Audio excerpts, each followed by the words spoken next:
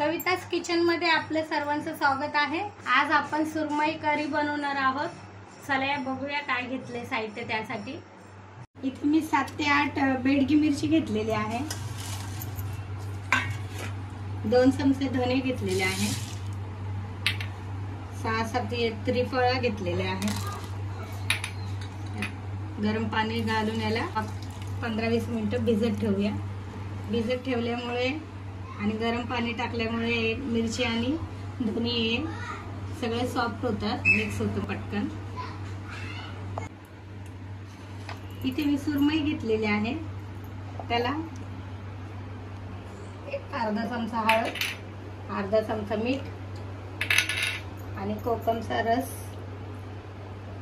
हे सर्व मिक्स करून घेऊया छान असं। सुरमईला हळद, मीठ आणि कोकमचा रस लावून झालेला आहे।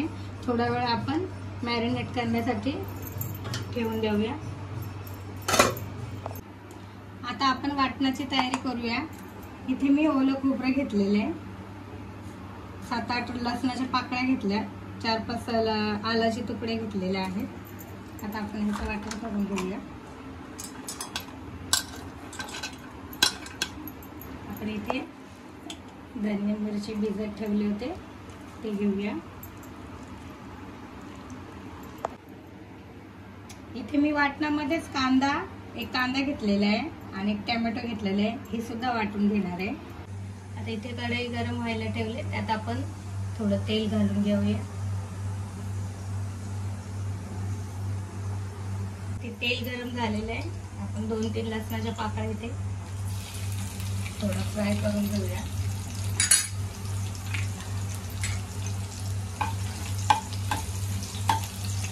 थोडा रंग बदलेपर्यंत याला परतून घ्यायचं। रंग बदललेला आहे लसणाचा, आपण हे वाटण घालून घेऊ याच्यामध्ये।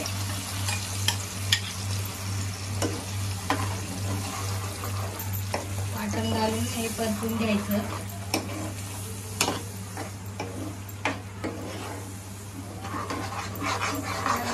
घेऊया याच्यावरती मसाला चांगला आपला शिजेपर्यंत।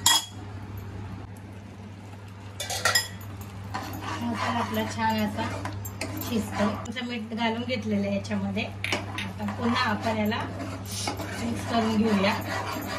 अजून 5 मिनिटं आपण झाकण ठेवूया। आपलं वाटण छान असं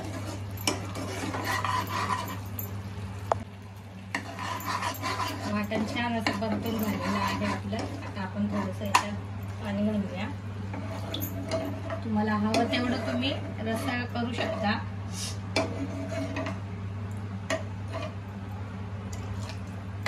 याला उकळी येण्यासाठी झाकण ठेवूया। कालवणाला उकळी आलेली आहे, आता आपण त्यात फिश घालून घेऊया।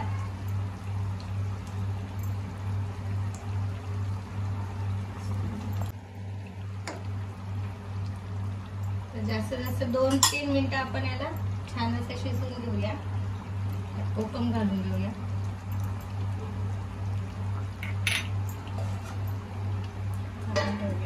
गॅस स्लो करू।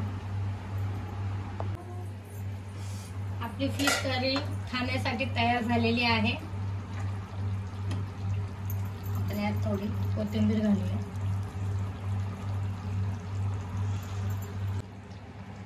गरमागरम आपली सुरमईचं कालवण तयार झालेले आहे खाण्यासाठी। तुम्हाला ही रेसिपी कशी वाटली मला कमेंट करून सांगा। माझा व्हिडिओ आवडला असेल तर नक्की चॅनलला लाईक, सबस्क्राईब करा।